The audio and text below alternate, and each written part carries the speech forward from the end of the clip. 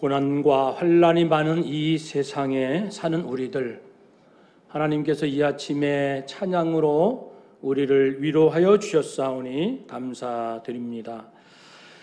우리는 지난 주일은 요한복음 14장, 오늘은 요한복음 15장을 나누고자 합니다. 그 이유는 어느 때보다 힘들고 또 시간이 흐를수록 더 힘들어하는 분들이 많이 있습니다. 그런대로 잘 견디는 분도 계시지만 정말 어렵다, 살기, 견디기 힘들다, 그런 분들이 많습니다. 우리 성도 중에도 물론 있겠지요. 그래서 우리 제자들이 가장 인생에 힘들고 어려운 시기를 눈앞에 두었을 때 사랑하는 예수님께서는 그 제자들, 절체절명 같은 현실에 놓인 제자들 앞에 무슨 말씀을 하셨을까? 그것이 궁금해서 그렇습니다. 공생의 3년 동안도 좋은 말씀, 귀한 말씀, 천국 진리도 전해주셨지만 이제 몇 시간 후면 자신도 십자가에 죽으시고 제자들은 죽음이 두려워 뿔뿔이 흩어질 뿐 아니라 혼란스러워할 것이 뻔한 상황이 보이는 그 순간 이제는 불과 제자들과 나눌 이야기, 나눌 시간이 얼마 남지 않는 이 시점에서 예수님은 과연 무슨 말씀을 하셨을까? 그것이 궁금하죠. 그 말씀이 요한복음 14장, 15장, 16장 3장에 걸쳐서 나오기 때문에 오늘은 지난주에 이어서 15장을 살피고자 합니다. 다시 한번 우리가 기억할 것은 정말 힘들다, 두렵다, 사는 게 무섭다, 이런 상황에 있는 제자들에게 힘이 되는 말씀은 어떤 말씀일까? 예수님이 주신 말씀 안에 답이 있다고 믿기에 오늘 15장에서도 귀한 주님의 말씀을 우리가 기대하며 함께 나아가고자 합니다. 11절에 보면 결론은 나와 있습니다. 14장에도 하신 말씀, 15장 앞부분에 하신 말씀, 이런 말씀들을 제자들에게 주시는 목적, 이유가 있다. 그것은 내 안에 있는 기쁨, 예수 기쁨, 이 기쁨이 너희 안에 있기를 내가 원하기 때문이다. 그러니까 절체절명에 세상에 아무것도 의지할 것이 없고 오히려 죽음의 위기만 기다리고 있는 그 제자들에게 주님은 얘들아, 내 기쁨, 예수 기쁨, 이 기쁨이 너희 안에 있기를 바란다. 그래서 내가 14장, 15장 이 이야기를 하노라. 그래서 고난, 두려움, 환난을 이길 수 있는 가장 큰 힘은 기쁨이라는 겁니다. 기쁨이 충만한 사람은 그 고난, 두려움이 사르르 봄눈 녹듯이 알아서 저절로 녹아지는 거에 사그러드는 거죠. 만일 내 안에 기쁨이 없으면 그 반대의 것이 몰려옵니다. 지금은 그 어둠과 두려움, 불안함이 잔뜩 몰려오는 때 아닙니까? 작년, 금년, 내년이라고 특별히 달라지겠습니까? 그러니까 고난 주시는 이유는, 하나님께서 우리에게 고난 주시는 이유는 예수 기쁨에 눈을 떠라. 지금까지 이것저것 의지하고 그것이 잘 되었기 때문에, 내 수중에 들어왔기 때문에, 다른 사람이 나를 인정해 주었기 때문에, 원하는 대로 잘 이루어졌기 때문에 얻는 기쁨이 혹 있었느냐? 이젠 다 그런 기쁨 내려놓고 필요 없다는 것이 아니라 진짜 기쁨, 예수 기쁨, 진짜 기쁨, 예수 안에 있는 이 기쁨으로 너희의 마음 채워라. 삶을 살아가는 방식을 근본적으로 바꾸어 보아라. 사람들이요, 누구나 자기 욕구, 욕망, 원하는 바 이것을 이루려고 살거든요. 그래서 개인도 노력하고 인간의 학문도 사람의 욕구를 충족시켜주기 위하여 존재합니다. 알고 싶은 것, 만들고 싶은 것, 갖고 싶은 것, 누리고 싶은 것을 학문의 깊은 연구를 통해서 하나씩 채워져 가고 있는 우리의 삶 아닙니까? 그러나 그런 것 중요하지만 그런 것보다 더 소중한 기쁨, 진정한 만족, 이것이 있다는 겁니다. 예수 안에 있다. 예수 기쁨의 눈을 떠라. 고난당할 때, 환난당할 때, 두려움과 불안이 가득할 때, 예수 기쁨. 이런 상황에서 예수님은 어떻게 기뻐하셨을까? 예수님 안에는 어떤 기쁨이 있으셨을까? 예수님 안에 있는 기쁨 나에게 주신다고 했으니 오 하나님, 저에게도 예수 기쁨 주시옵소서. 한번 따라 합시다. 하나님, 저에게도 예수 기쁨 주시옵소서. 아멘. 예수님의 기쁨은 5가지입니다. 이것은 평생 이제 우리가 외우고 훈련하고 저절로 눈 뜨면 기쁨하면은 5가지가 이렇게 눈앞에 보일 정도로 훈련을 체화시켜야 됩니다. 먼저는 예수님은 하나님께 받은 사랑 때문에 기뻐요. 두 번째는 하나님의 계명에 순종했기 때문에 사랑받는 그 사랑으로 기뻐요. 2개 다 사랑입니다. 거저받은 사랑, 순종함으로 받는 사랑. 이 사랑 때문에 누리는 기쁨이 예수님 안에 있습니다. 사랑. 3번째 기쁨은 고난입니다. 원치 않는 고난. 예수님도 그런 고난들을 당하셨어요. 그 고난 속에서 예수님도 성장해 가십니다. 이 성장이 불완전한 성장이 아니고 온전한 자기의 사명을 감당하기 위한 그 훈련의 성장, 그런 부분이 있어요. 예수님 안에도. 그것으로 인한 기쁨. 원치 않는 고난이지만 성장의 기회로 삼는 기쁨. 4번째 기쁨은 자발적인 고난.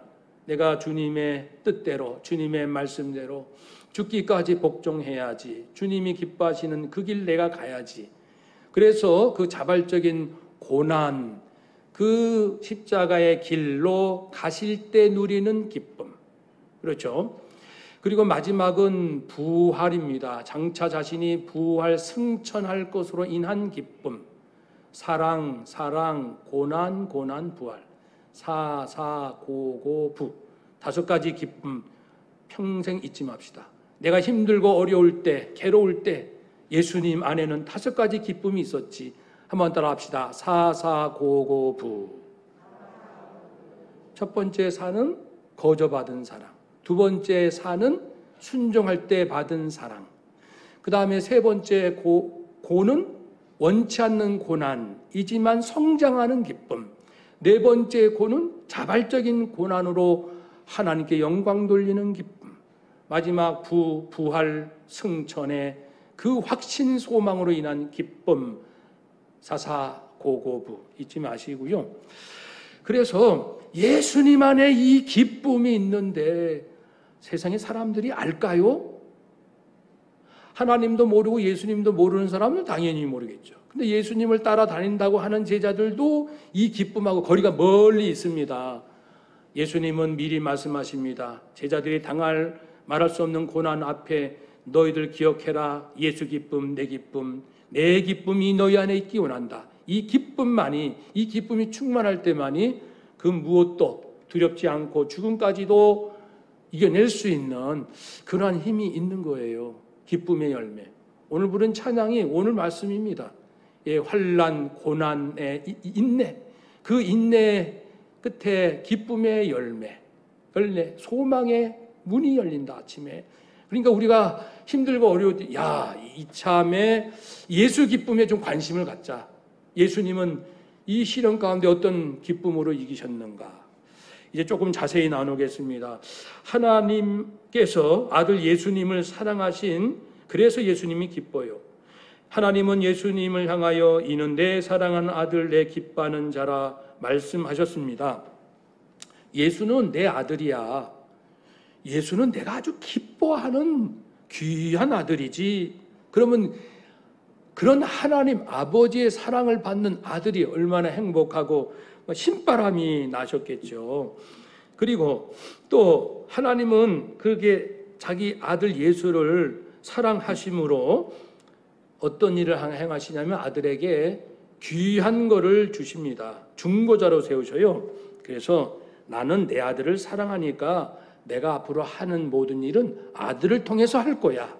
아들이 내 대신 중보자로서 나의 뜻을 이루도록 할 것이다. 왜냐하면 내가 사랑하니까. 나의 가장 중요한 것은 내 아들을 통해서다.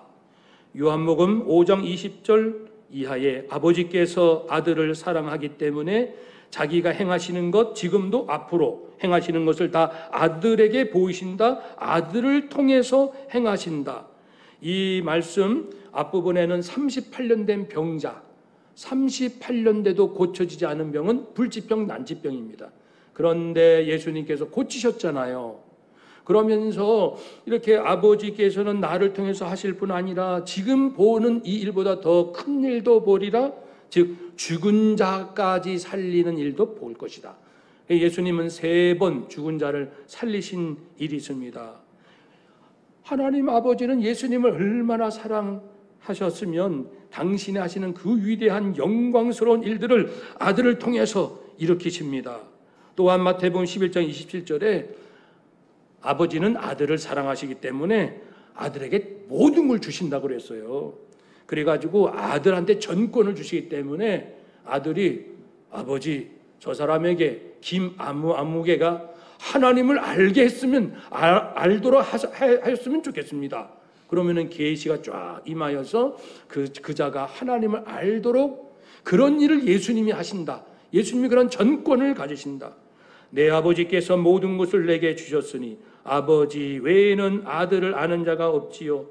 그러니까 아버지와 아들의 그 깊은 서로가 서로를 아는 단계, 그 깊이 아들과 또 아들의 소원대로 계시를 받은 자 외에는 아버지를 아는 자가 없다. 아들의 소원에 따라서 우리가 어떻게 하나님을 알아요? 하나님이 눈에 보이십니까? 하나님을 손으로 만질 수가 있습니까?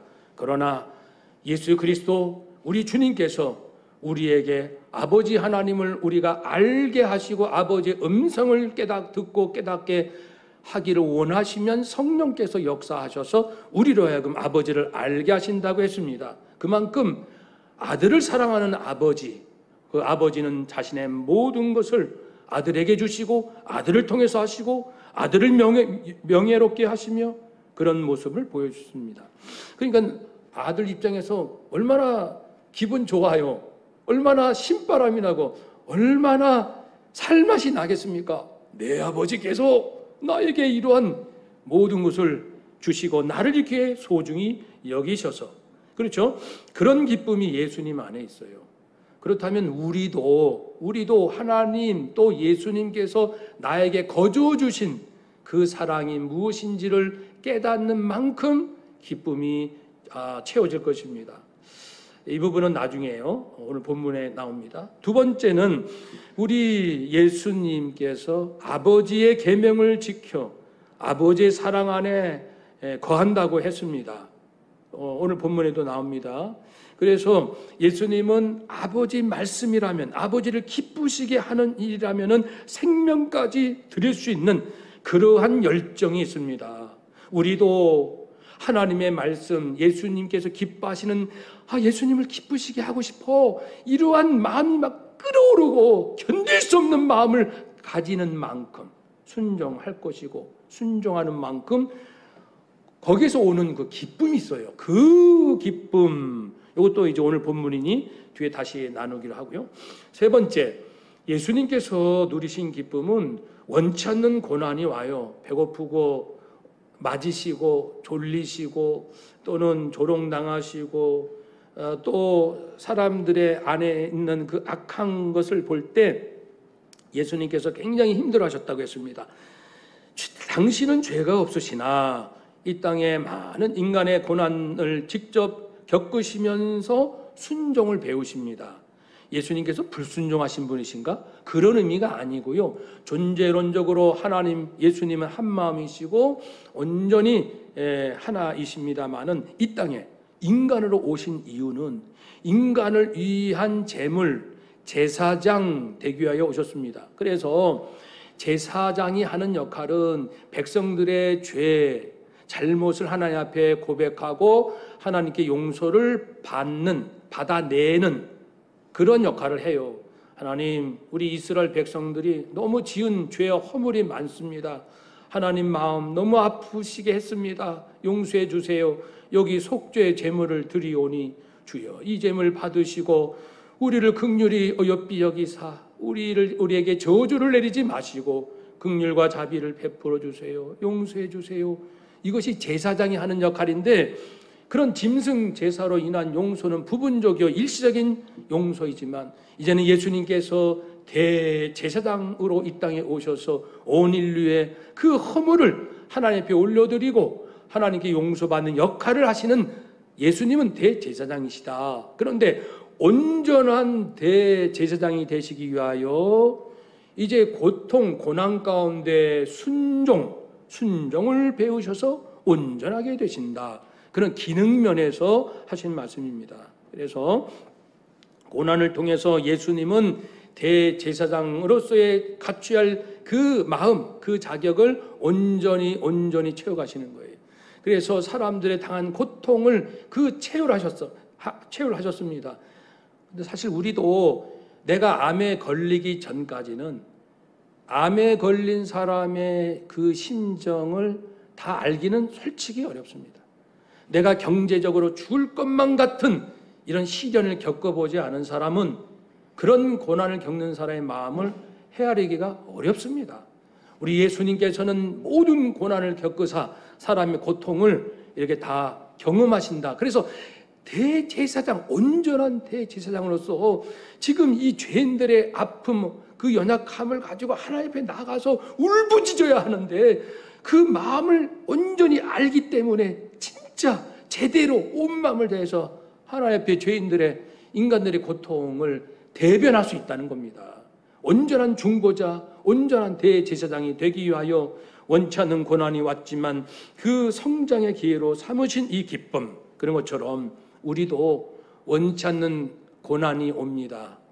우리가 원치 않는 고난은 크게 누군가가 나를 해치지 않니 했는데 그거 상관없이 오는 게 있어요. 바울처럼 불치병, 난치병, 이거는 누가 나를 해친 건 아니에요.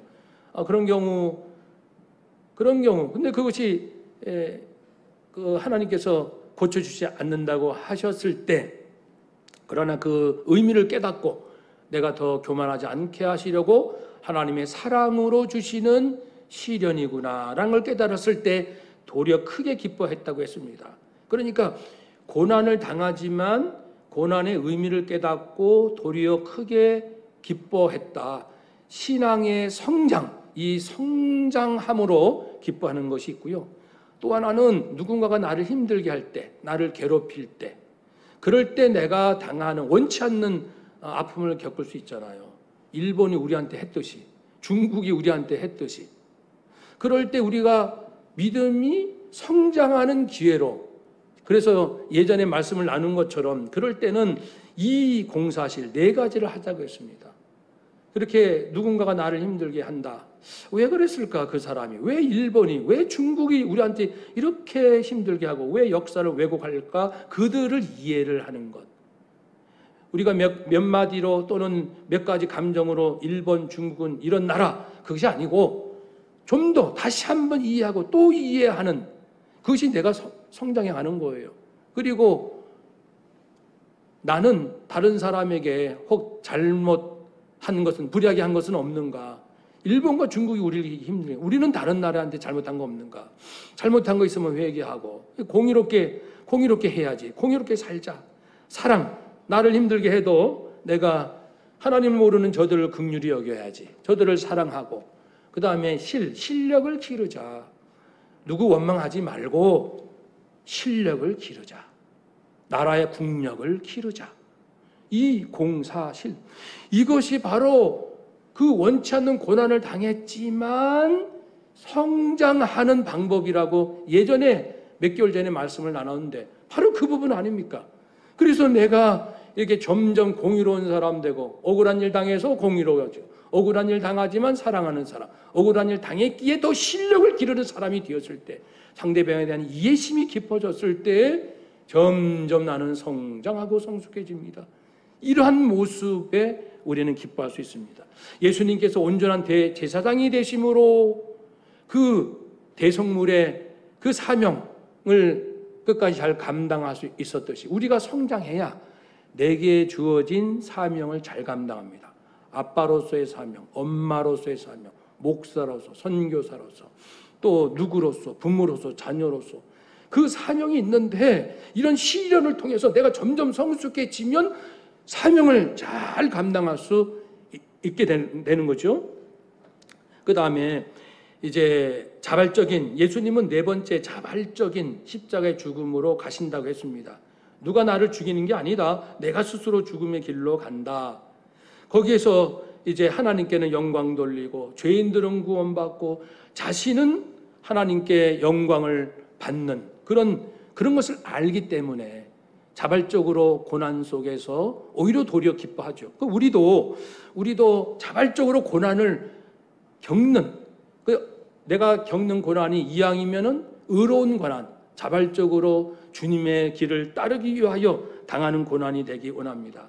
그리고 실제로 어려움을 당했을 때 예전에는 그런 일이 없었지만 지금은 오히려 더 믿음으로 살아보려고, 그러니까 또 새로운 고난이 오겠지만 그런 고난은 나를 살리는 고난이죠. 나를 살리는 기쁨이 거기서 오죠. 그러니까 의를 위하여 핍박을 받은 자 복이 있다. 그래서 크게 기뻐하고 즐거워하라. 그래서 내가 잘못이 있어서 당하는 고난이 아니고 의로움을 위하여 하나님의 뜻을 위하여 당하는 고난을 내가 적극적으로 오히려 당할 때 큰 기쁨이 오고 하나님께 영광이요 이웃에게는 유익이요 나에게는 상급이 된다. 이런 기쁨이 우리 안에 있어야 하고, 마지막 예수님은 자신의 부활로 이제 부활 승천으로 기뻐했다고 했습니다. 우리도 늘 부활, 늘 천국을 생각해요. 우리 주님이 천국에 계시니까요. 늘 천국을 생각하고 늘 부활을 생각하면 이 세상 보는 눈이 달라지죠. 근본적으로 달라지죠. 우리가 천국에 갔다 왔다고 한번 해봅시다. 예수님의 부활을 내 눈으로 직접 보았다고 해봅시다. 이 세상이 달라지죠. 예수님, 부활하신 예수님 만나고 직장에 출근해 보세요. 내가 회사에 출근하는데 아침에 부활하신 예수님을 만났어요. 예수님과 무슨 말씀을 주고받고 또는 예수님의 음성을 듣고 예수님의 살아계심을 내가 경험하고 회사에 출근했어요. 그러면 직장 동료도 이런 사람 저런 사람 여러 종류의 사람이 있는데 누구를 만나도 지금 부활하신 예수님을 내가 만났는데 사람 보는 눈이 달라지지 않겠습니까? 사도 바울처럼. 그래서 우리는 부활 신앙, 예수님은 이 부활 승천에 확고한 믿음이 있었기 때문에 그래서 기뻐할 수 있었다고 히브리서 12장 2절에 말씀했습니다. 그렇습니다. 우리도요, 이 어려움과 고난이 오는 것은 이제는 다른 것 때문에가 아니라 이제부터는 예수 기쁨, 이렇게 사랑, 고난, 부활로 내가 기뻐하자. 이런 기쁨으로 내 인생을 계속 채우자. 다른 기쁨도 물론 좋지요. 그러나 그런 것들은 있다가 없어지고 왔다가 떠나지 않습니까? 오면도 감사하고 떠나도 괜찮고 중요한 것은 예수 기쁨이 우리 안에, 내 안에 채워지는 것이죠. 오늘 본문은 그 중에 두 가지, 첫 번째 사랑, 두 번째 사랑을 말씀합니다. 그래서 예수님께서 제자들을 사랑하셨다. 9절에 보면 아버지께서 나를 사랑하신 것 같이 나도 너희를 사랑했으니 나의 사랑 안에 거하라. 내가 너희를 사랑했다. 거저 사랑했다. 뭐 제자가 예쁜 짓 해야 꼭 사랑합니까?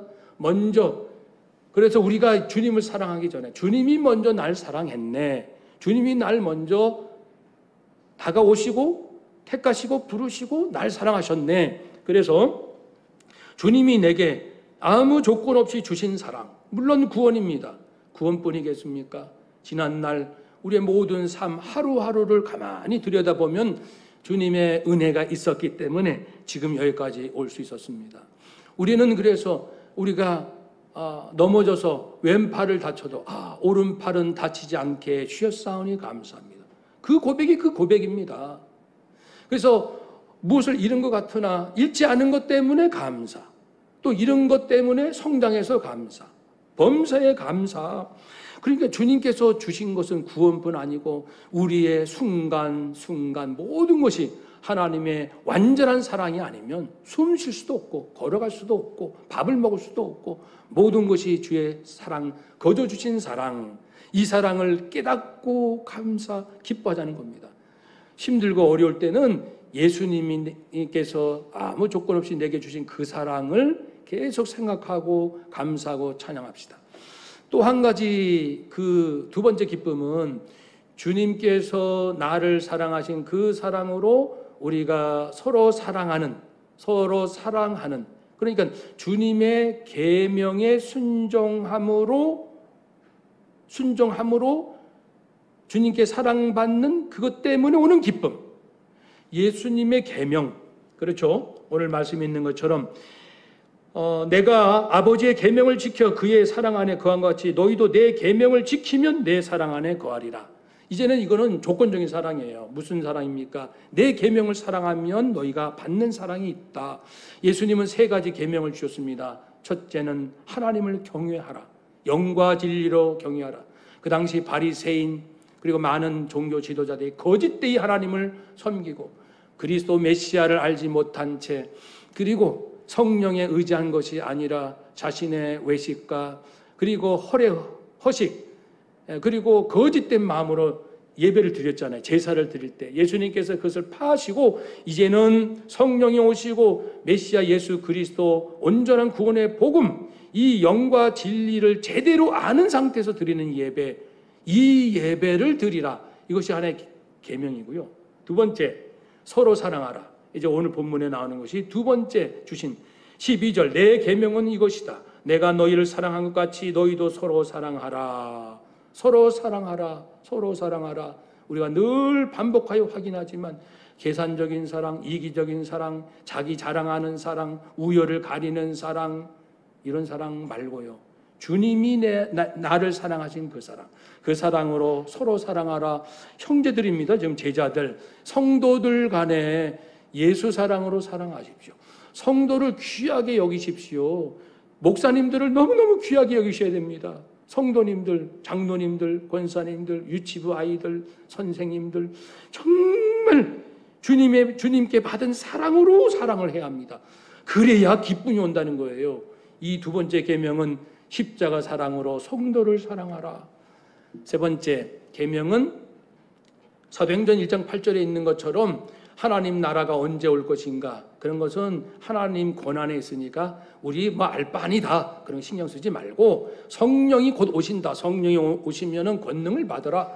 그래서 사마리아, 유대, 예루살렘, 유대, 사마리아 땅끝까지 이르러 내 증인이 되어라. 이렇게 세 가지 계명을 주십니다. 하나님을 영과 진리로 경외하고 십자가 사랑으로 서로 사랑하고 땅끝까지 이르러 예수 증인이 되라.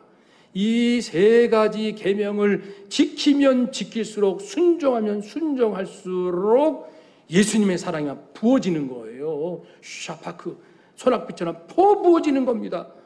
내 인생이 즐겁지 않고 따분합니까? 세 가지가 안 돼서 그래요. 하나님을 생명 걸고 예배드리지 않기 때문에, 성도를 그리스도의 사랑으로 사랑하지 않기 때문에, 죽어가는 영혼들을 위하여 내가 저 영혼 구원해야지라는 열정이 없기 때문에, 그러니까 세상적인 기쁨만 있다 하고 왔다 사라지는 거죠. 진짜 예수 기쁨은 세 가지 계명에 순종할 때 온다고 말씀했습니다. 사랑하는 여러분, 그래서 이제 오늘 말씀에서는 거저 받은 사랑으로 기뻐합시다. 우리가 예수님이 주신 세 가지 계명에 순종하고 순종하면 예수님이 더 우리를 사랑해 주시는데, 그 사랑 경험하면 기쁘지 않겠습니까? 이 두 가지 말씀이 요한복음 15장에 담겨 있습니다. 그리고 나머지 세 가지 사사부. 사랑하는 여러분, 이제는 우리가 어떤 고난이, 환난이 온다 할지라도 더 이상 이 비밀을, 이 진리를 알고 나면은 사람을 환경을 더 이상 탓하거나 원망하지 않습니다. 당장 보면 누가 나에게 피해를 줬죠. 물론 나의 실수와 게으름도 있었겠지요. 누군가가 나를 도와주지 않아서 좀 원망스러운 것도 있겠지요. 그러나 이제는 그런 것에서 내 인생이 기뻐하고 슬퍼 이런 걸 다 이제 정리하고 예수 기쁨, 내 기쁨, 주님 안에 있는 그 기쁨으로 남은 인생을 살겠습니다. 그러면은 주님도 주님만큼 큰 고난을, 아픔을 겪으신 분이 세상 누가 있겠습니까? 예수님이죠. 예수님 그 험한 하나님께 버림받고 제자들에게 배신받고 무리들에게 조롱받고 육체적 고통의 채찍과 가시면류관을 쓰시고 옆구리에 창자국 찔리시고 전능의 능력이 있지만 사용하지 못하는 죄인으로 죽어 그 죄값으로 대속물로 죽어야 하기 때문에 자존심도 있고 능력도 있고 지혜도 있지만 모두 정말 도살장에 끌려가는 어린 양처럼 묵묵히 당하고만 가시는 이런 고난이 예수님도 겪으시지만 예수님 안에는 기쁨이 한 가지, 두 가지, 세 가지, 네 가지, 다섯 가지 기쁨이 충만하니까 히브리서 12장 2절처럼 내 안에 이 기쁨이 있기 때문에 나는 십자가를 즐겁게 짊어진다 라고 고백합니다. 멋지지 않습니까? 이 세상과 차원이 다른 사람들이 성도, 그리스도를 따르는 그리스도인들입니다. 우리도 이제 어떤 시련이 아픔과 어려움이 온다 할지라도 예수 기쁨이면 됩니다. 예수 기쁨이면 이겨낼 수 있습니다. 라는 외침 가운데 절망하는 주변 가족, 친척, 친지, 이웃들에게 예수 기쁨에 눈 떠봐. 지금 이것저것 우리 어렵잖아. 이때가 바로 예수 기쁨에 눈을 뜨고 관심 갖고 주님의 기쁨으로 채워야 할 때입니다. 한번 따라합시다. 지금은 내 심령 속에, 가정 속에 예수 기쁨으로 채워야 할 시간입니다. 아멘. 그렇게 되시기를 주의 이름으로 축복합니다. 아멘. 기도하겠습니다. 하나님 말씀을 진리를 알면 알수록 더 이상 사람이나 환경을 탓하지 아니하고 의지하지 않고 거기에서 기쁨을 찾지 아니하고 예수님, 하나님, 예수님, 성령님 진리 안에서 우리가 살아가고 영원히 살고 하나님께 영광이요 다른 사람에게 유익을 끼치고 우리도 상을 받으며 우리도 영광을 누릴 승리의 삶, 그 삶이 가능할 줄로 믿습니다. 그렇게 살게 하여 주시옵소서. 예수님의 이름으로 기도하옵나이다. 아멘. 찬송하시며 예물을 드립시다.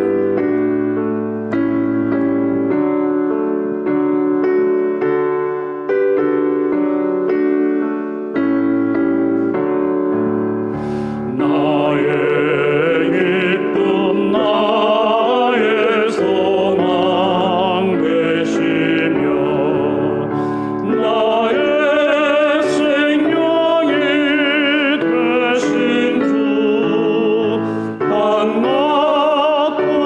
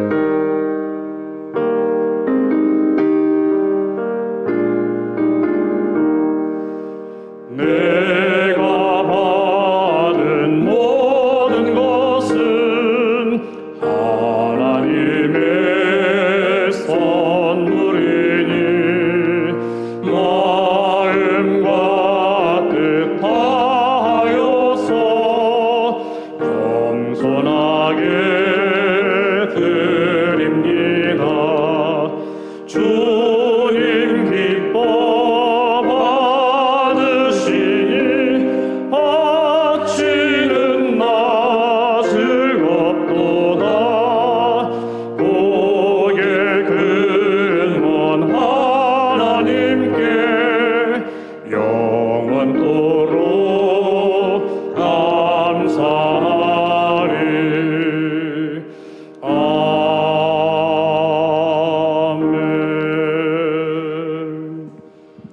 하나님, 지난 한 주간 하나님은 저희들을 많이 저희들이 기쁨으로 살도록 도우셨습니다.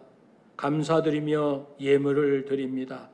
이 예물이 하나님의 마음을 기쁘시게 했으면 좋겠습니다. 하나님, 매주 시간이 흘러가지만 저희들 예수 닮는 이 기쁨으로 살아갑니다. 점점 성숙해져 가는 이 기쁨으로 살아갑니다. 한 주간 우리 가정, 교회, 학교, 직장, 우리 사회 속에서 아버지여 무의미하게 한 주간이 아니고 지난주와 비슷하게 사는 것이 아니라 오늘 말씀 굳게 붙들고 한층 또 다른 성장이 있는 한 주간을 기대해 봅니다. 예수 기쁨을 기대해 봅니다. 소망의 문을 열어 주시옵소서. 한 주간 무엇을 하든 언제 어디서 누구와 무엇을 하든 하나님 예전과는 다른 차원의 아버지여 그러한 기쁨과 또 하나님의 능력을 하나님의 채워주심을 경험할 줄로 믿습니다. 모든 것 주님께 맡겼고 하나님께 소망 두으며 어려움 가운데 이 나라 온 인류 전 세계 성도들 모두 하나님으로 살아나게 하여 주옵소서. 그렇게 될 줄로 믿사옵고 예수님의 이름으로 기도하옵나이다. 아멘. 아멘. 감사합니다. 반갑습니다. 우리 주보를 보시고 소식을 나눕니다. 예배입니다. 예배 상황은 이제 계속해서 비슷하게 지금처럼 진행이 됩니다. 네, 교제를 보겠습니다. 우리 서로 성도님들 안부 물으시고 중보기도 하시고 서로 격려해 주시기 바라고요. 훈련의 4번 우리 성경 퀴즈 어제 두 번째 문제 보내드렸는데 이제 문제 푸는 것이 중요한 것이 아니라 그 문제를 통해서 하나님이 어떤 분이신지를 만나시도록 그런 의도가 담긴 질문이에요. 네, 이제 4주간 다 하시고 마지막 한 주간에 이제 답을 한꺼번에 주시면 됩니다. 개개인으로 내시고 내도 되고 가족들 아이들하고 함께 문제를 푸셨으면 그 푼 가족 아이들 이름도 함께 답은 하나지만 누가 함께 했다 이름도 함께 적어서 보내주시면 되겠습니다. 네, 사역입니다. 사역 우리 3번 10월달 취침전 5분간 기도 하나님의 사랑에 감격하는 우리 가정 하나님을 어떻게 하면 기쁘시게 할까 열정이 가득한 우리 가정 위해서 기도하고요. 그리고 수험생 이제 시험 얼마 남지 않았습니다. 한 달 정도 우리 화이팅 우리 친구들 힘과 지혜 얻으시고 그리고 이제 다니엘 우리 현관에 또 여기 본당에도 현수막이 붙어 있습니다. 다니엘 11월 1일부터 21일 동안 합니다. 기도 카드가 있어요. 주보대에 보시면 기도 카드에 21일 동안 내가 하나님께 부르짖을 기도 제목 이렇게 쓰시고 21일 동안 늘 갖고 다니시면서 추석 체크하시고 주여 21일 동안 이 기도 제목 올려드립니다. 응답하여 주옵소서. 눈물로 기도하는 우리들이 되기를 바라고요. 네, 하는 방법은 나중에 다시 알려드리겠습니다. 전도 1번 인도, 스리랑카, 카자흐스탄, 대만, 몽골, 일본에 있는 선교사님들, 성도님들 위해서 기도합시다. 여기는 없지만 우리 오병인 목사님, 박봉수 권사님의 아드님 오병인 목사님 인도네시아 선교사로 저희 교회가 후원하고 있습니다. 1년 동안 기다렸다가 드디어 이번 주 수요일 날 출국합니다. 인도네시아 역시 코로나 상황이 좋지 않지만 문이 열렸어요. 그래서 들어갑니다. 위해서 간절히 기도해 주세요. 금주간 기도 제목 우리 함께 읽겠습니다. 지금의 어려운 상황을 예수 사랑과 예수 말씀으로 예수 그리스도의 이름의 권능으로 극복하게 하소서. 삶의 환경이 불안할수록 영혼의 문을 활짝 열게 하소서. 온 우주와 천국과 내 안에 계신 성삼일체 하나님의 사랑에 거하게 하소서. 아멘. 빠진 소식 없으시면 주신 말씀 기억하며 서로 인사합시다. 예수 기쁨, 내 기쁨. 기쁨으로 승리합시다. 아멘. 이제는 참으로 살기 어려운 세상이나 예수 기쁨 살라 말씀하시는 우리 주 예수 그리스도의 은혜와 아버지 하나님의 놀라신 사랑하심과 그것이 가능케 하시는 성령의 역사 교통하심이 하나님 또 한 주간도 살아볼만 합니다. 살맛이 날 것 같습니다. 예수님 꼭 붙들고 살겠습니다. 우리 손도 붙들어 주옵소서. 다짐하고 소원하는 우리 모든 성도님들, 특별히 어려움 가운데 있는 지체들, 전 세계 모든 우리의 믿음의 백성들, 선교사님들, 이번에 파송되는 우리 오병인 선교사님 그 가정 위에 이제로부터 영원토록 함께 하시기를 간절히 축원하옵나이다. 아멘.